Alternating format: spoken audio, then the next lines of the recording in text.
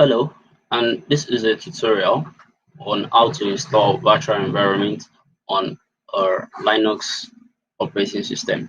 You would wonder I'm on a Windows operating system, but I have a Linux environment open in here. I was able to achieve that with something known as Windows subsystem for Linux. You can check that out, WSL2. Yeah, so Windows subsystem for Linux solution guide. So you could go through this, right, and you also able to have to code on your Linux environment on your Windows. All right, so uh, yes, so we want to install a virtual environment on Linux, right?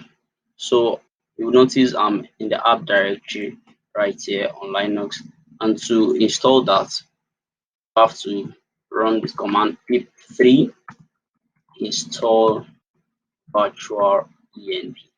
And also because I have this installed already, just tells me our requirements already satisfied. In your case, if you're installing for the first time, you have something else, right? So we have that installed. So before we activate the virtual environment, we want to create a folder for our project. So we do that with mkdir Django project, which is the name of the directory we're making.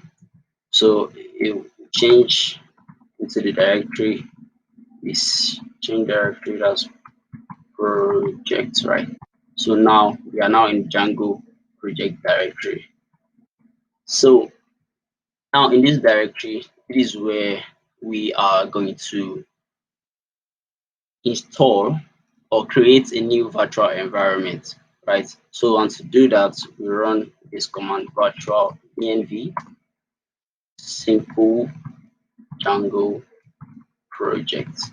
So our virtual environment is going to be named this. This is the name we are giving our virtual environment. So when we press enter, it creates a new virtual environment. And to activate this, press source. Let's go to terminal. Press source simple Django project bin activate, and you press enter, and you will see we are now in a virtual environment, right? So that is how to activate, install, and activate the virtual environment on a Linux operating system. And also, the same method works for those on a Mac operating system.